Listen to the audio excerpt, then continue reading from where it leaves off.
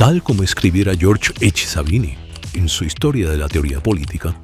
la mayor parte de los ideales políticos modernos, como por ejemplo la justicia, la libertad, el régimen constitucional y el respeto al derecho, o al menos sus definiciones, comenzaron con la reflexión de los pensadores griegos sobre las instituciones de la ciudad-estado. Y ciertamente, no se equivocaba, ya que fue allí, en estas entidades llamadas polis, en donde nacieron las instituciones que más tarde serían el objeto de pensadores que comenzarían a reflexionar y, por consiguiente, a teorizar, al menos desde que el filósofo Platón escribiera La República,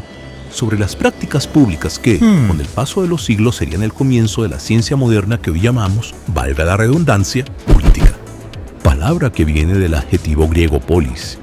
y que, sin detenernos mucho en su estudio de ciencia moderna como tal, cosa que lo dejaríamos para otro video, por lo que le tienes que dar like a este si quieres verlo, significa, en la forma como la entendieron los antiguos, aquello que se refiere a todo lo relativo con la ciudad, es decir, lo que es ciudadano, civil, público y por lo tanto social y sociable. Un término que, como nos señala Norberto Bobbio, nos llegó gracias al influjo de la obra de Aristóteles Política, y que debemos considerarla como el primer tratado sobre la naturaleza, funciones y partes del Estado, y sobre las diferentes formas de gobierno, principalmente sobre el significado de arte o ciencia del gobierno, es decir, de reflexión, ya sea de alcance meramente descriptivo o prescriptivo sobre las cosas de la ciudad. Pero no sería con Aristóteles, ni con su maestro Platón, ni con el maestro de este otro, Sócrates, quien también tendrá algo que decir al respecto, que el pensamiento político griego y, por lo tanto, occidental, iniciaría sus primeros pasos,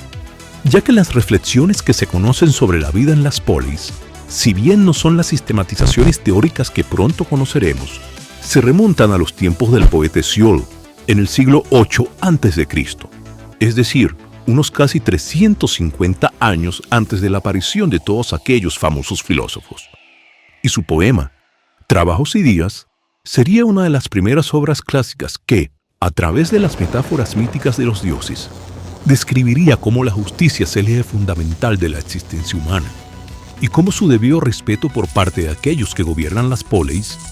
trae consigo prosperidad tanto para ellos como para toda la ciudad-estado, como una recompensa de Zeus, y desgracias para aquellos que hagan lo contrario, como su castigo divino.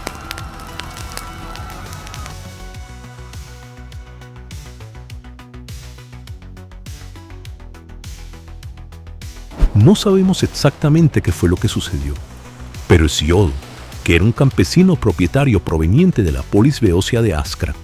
calificada por el mismo autor como una aldea fría en invierno, terrible en verano y nunca buena, no se sentía a gusto. Y la verdad, ¿cómo podría estarlo? Con lo que le estaba sucediendo en un pleito sostenido con su hermano Perses por la herencia de su padre, y el cual tenía que ser dirimido a través de sus sentencias por los reyes, mejor conocidos como los basileis de la ciudad. Ahora, si bien no se sabe cuál era la constitución política de dicha polis, es posible que ésta estuviera gobernada por una oligarquía cuyos miembros perteneciesen a las familias nobles de la ciudad, por lo que en tal carácter eran parte de un consejo de nobles o ancianos, tal como era el caso de muchas otras ciudades de estado de la época, y cuyos reyes, que así era como se les consideraba,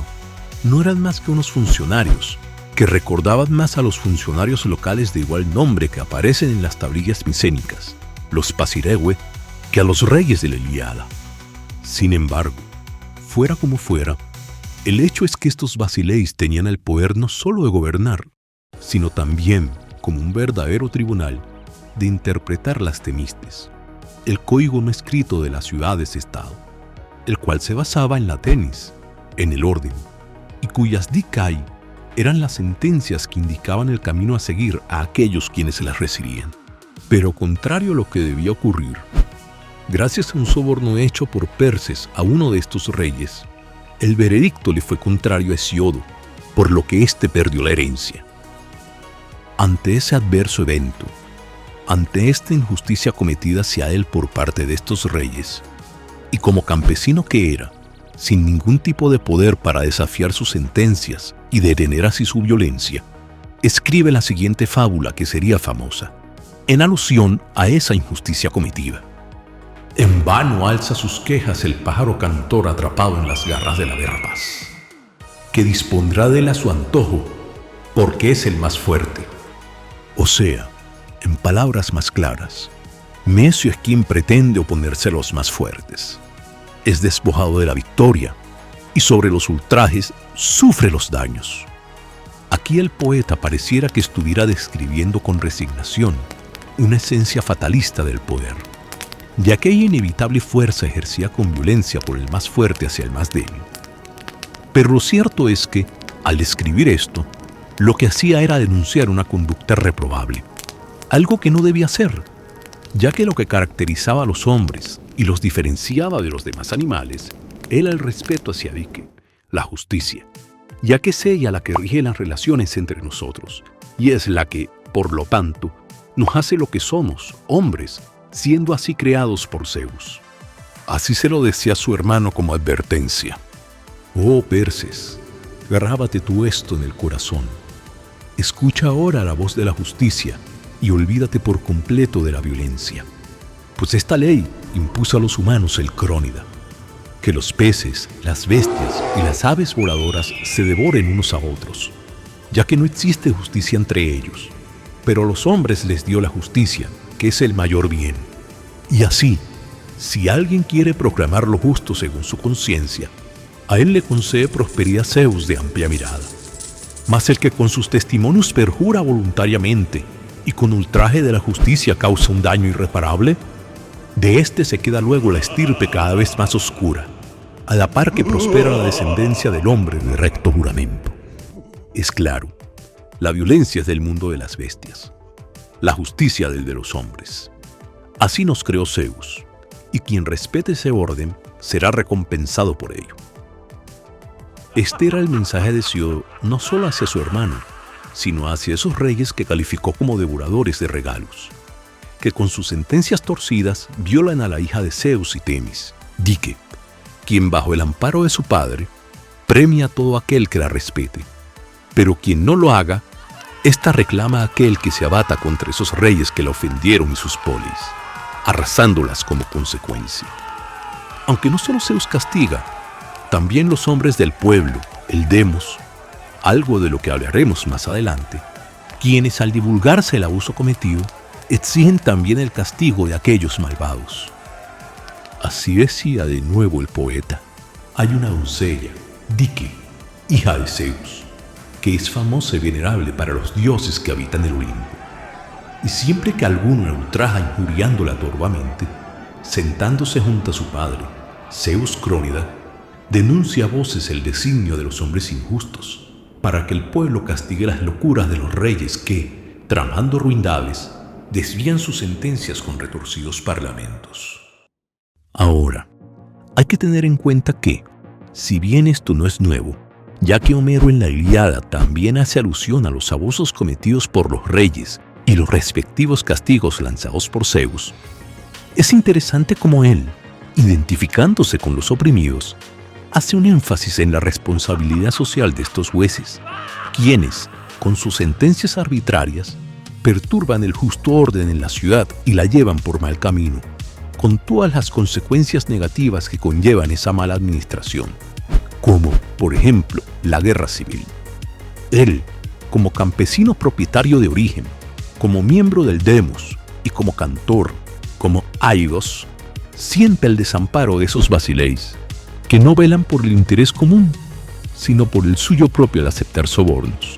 por lo que no le queda más opción que apedar, como un consuelo propio, en el nombre de los oprimidos, a Dike, cuyo padre, se dice, tiene 3.000 informadores por todas partes que le avisan de las sentencias torcidas y las malas acciones que él castiga. Por ende, luego de todo lo visto, no es una sorpresa que la justicia, que Dike, ocupara el lugar más alto en el orden que el Crónida ha creado en el mundo, y que fuese sumamente estimada por Hesiodo. Pero más allá de su aspecto religioso, el cual está presente en toda su obra, el valor social que tenía y que tiene aún es sumamente importante, ya que sin ella la violencia sería la que reinaría, tal como en el reino de las bestias, por lo que, a la postre, no habría polis. Los seres humanos no fuésemos capaces de formar esas entidades sociales, porque sencilla y llanamente no seríamos capaces de ello. En consecuencia, ante los conflictos civiles que estaban teniendo lugar durante esa época, y los aún peores que estaban por venir, en el momento en que la brecha entre los que tenían más, la oligarquía, y los que tenían menos, el demos, empezara a ser más evidente e insoportable, hombres tan extraordinarios como Solón, Clístenes y Pericles emergerían de esa situación para restaurar esa justicia irrespetada e imponer de nuevo el justo orden en una polis en particular que cambiaría no solo el destino del Egeo, sino de todo el mundo, pero ya no en beneficio, al menos no exclusivamente, de los reyes devoradores de regalos, o de las familias nobles de sangre, sino del demos, de aquellos que por sus ingresos económicos, más que por sus orígenes de sangre, empezarían a ocupar un lugar mucho más importante en esta polis que todos conoceremos con el nombre de Atenas. Pero eso, damas y caballeros, ya es otra historia.